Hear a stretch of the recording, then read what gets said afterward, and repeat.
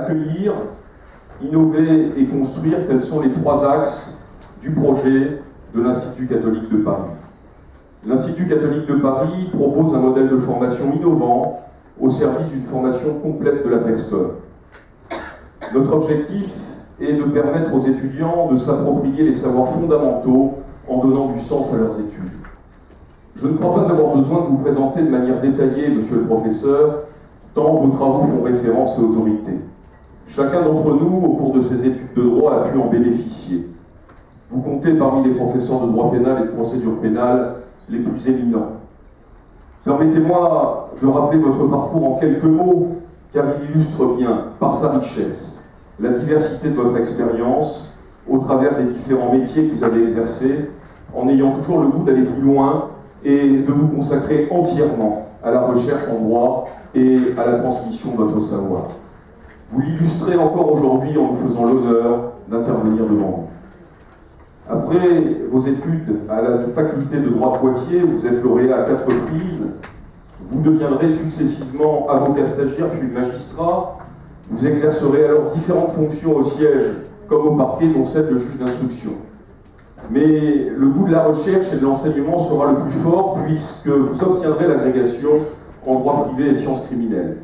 Vous entamerez alors une carrière universitaire qui vous permettra d'obtenir une chaire comme professeur à la faculté de droit de Poitiers.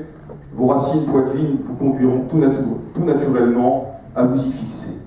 Vous en êtes depuis professeur émérite.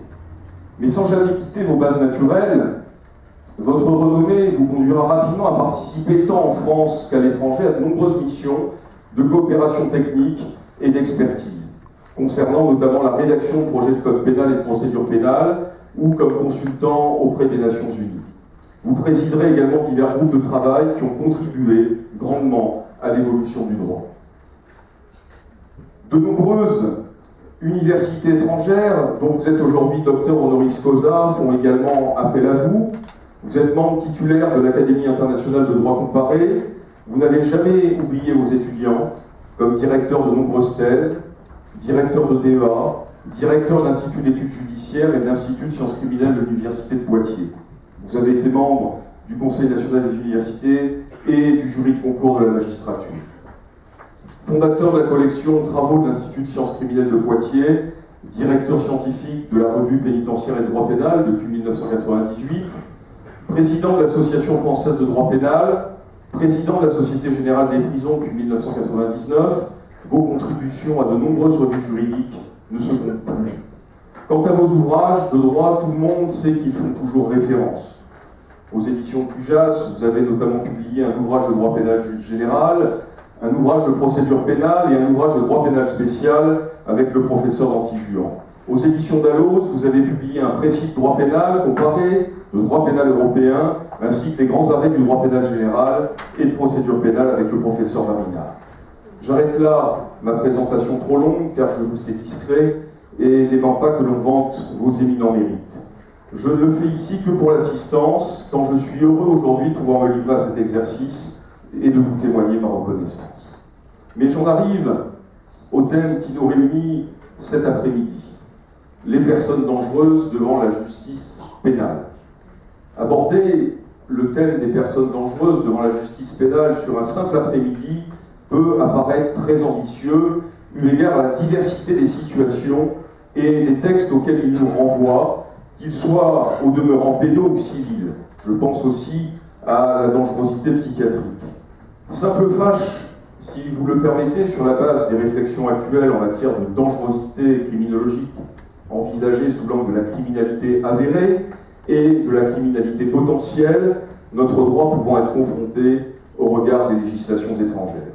Telle est, je crois, l'orientation de votre propos aujourd'hui, et sans plus attendre, permettez-moi de vous céder le micro, monsieur le professeur. Je profite de cette dernière seconde de mon temps de parole pour remercier Stéphanie Varèse, les associations étudiantes, et en particulier ICPTV et l'Assemblée, qui contribuent à l'organisation et à la réussite de cet événement. Je vous remercie.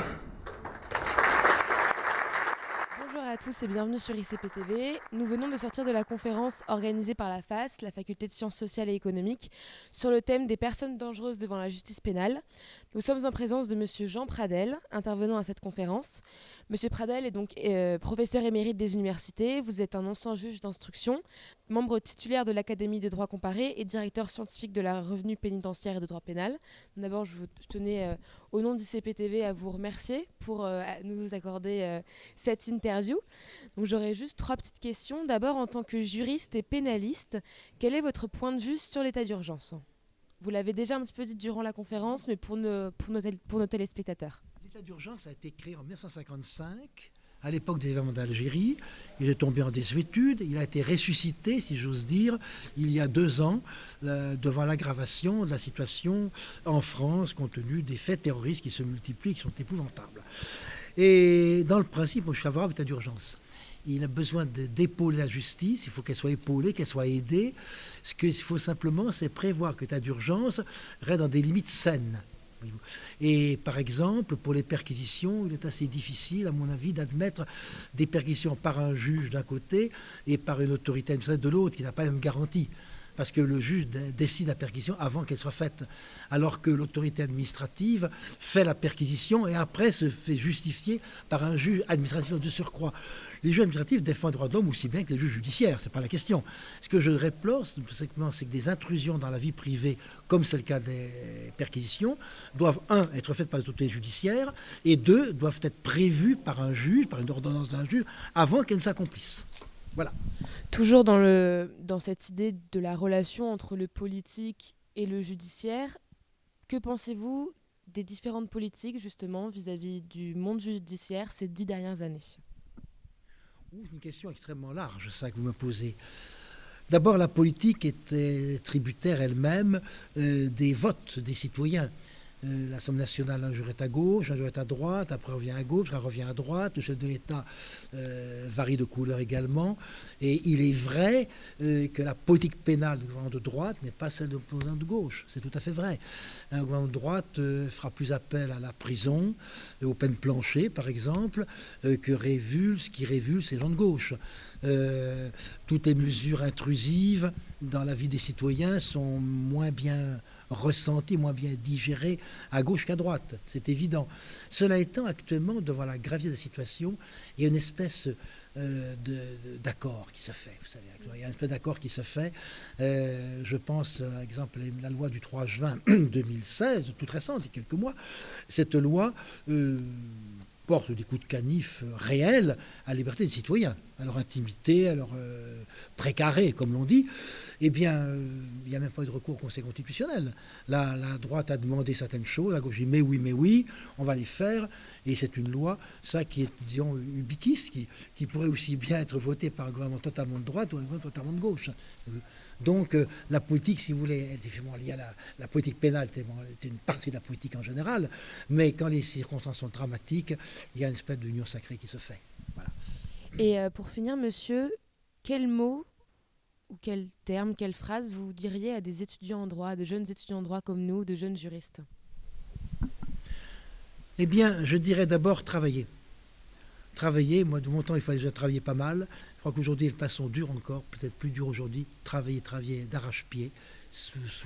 Sachez sacrifier de votre vie, pas totalement bien sûr, il y a un minimum, mais sachez sacrifier 4 ou 5 ans de votre vie. Il faut travailler. Et alors sur le plan maintenant des idées, je dirais qu'il faut avoir des idées déjà bien formées à votre âge et qui seront un équilibre entre les libertés et la sécurité. On y revient toujours, mais sachez qu'aujourd'hui, la sécurité pèse d'un poids assez important, puisque les temps sont ce qu'ils sont. Voilà. Merci beaucoup, monsieur. Voilà.